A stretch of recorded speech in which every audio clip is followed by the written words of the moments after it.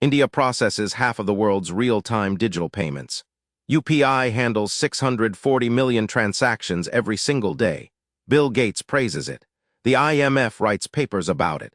India exports it to a dozen countries. But there's a system you've probably never heard of, and it's being built by the same people who helped build yours. Today, from a consumer rights perspective, we're going to compare India's UPI with Pakistan's RAAST, not on transaction volumes or merchant adoption, but on the one thing that affects every single user, your privacy. And the story starts with a name that connects both systems, the Bill and Melinda Gates Foundation. So what is RAAST?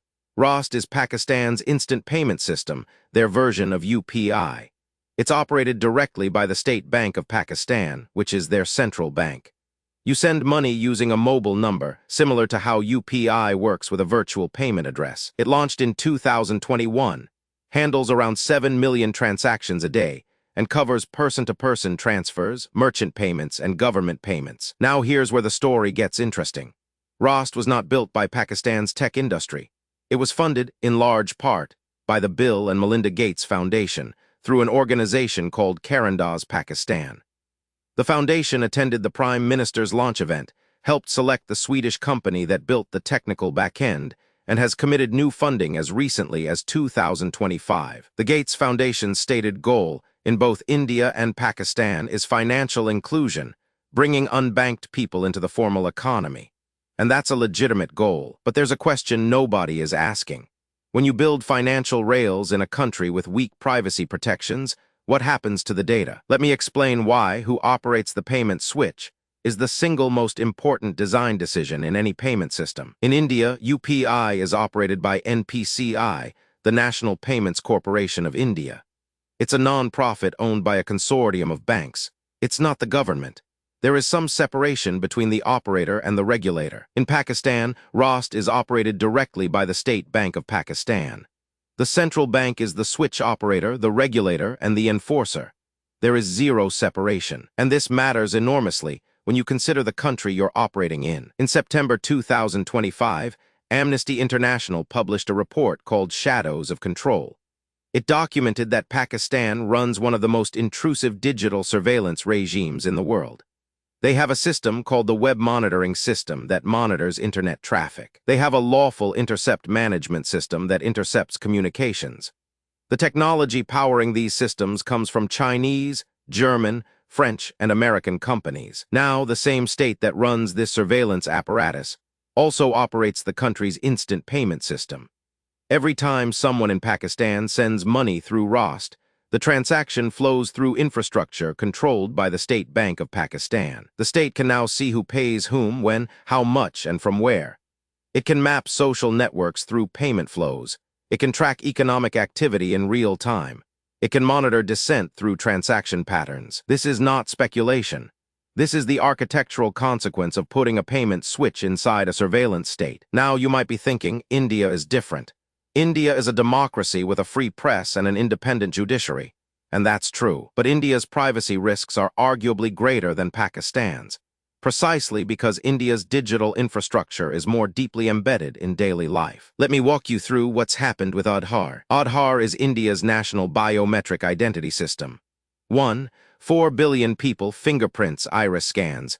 It was launched in 2010 for one purpose: welfare delivery, making sure government benefits reach the right person. In 2018, the Supreme Court of India upheld Aadhaar, but with an important restriction. The court said Aadhaar should be used for welfare and welfare only.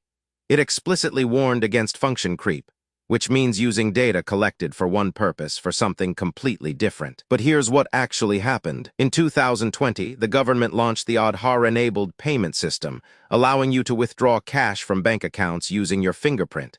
That's commercial use. The Supreme Court said no. The government did it anyway. In 2023, private companies like Hyperverge were given access to Aadhaar's authentication layer through a regulatory sandbox.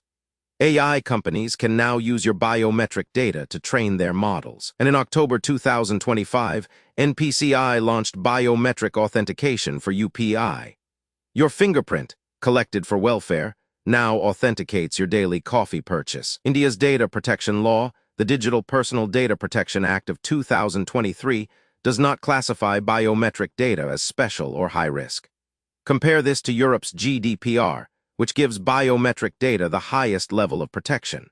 India's law also allows the government to exempt any state agency from compliance, which is basically a blank check. And when you make a UPI payment, your data doesn't just go to one place. It flows through your bank, then NPCI, then the recipient's bank, then your payment app, Google Pay, PhonePe, or Paytm. Each of these entities can see your transaction details.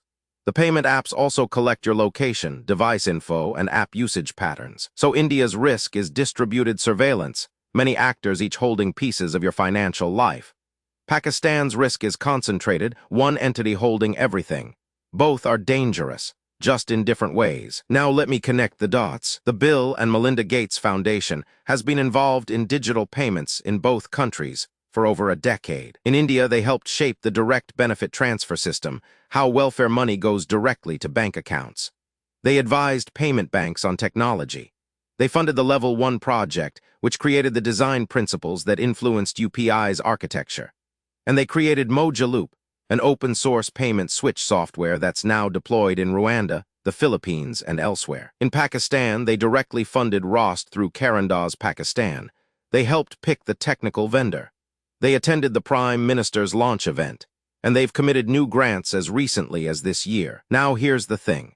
The Gates Foundation's own Mojaloop project lead has publicly acknowledged, and I'm quoting, "Digital systems generate data that governments or corporations could track, potentially leading to surveillance or financial control, especially in countries with weak privacy protections." They know the risk, but did they condition their funding on privacy safeguards?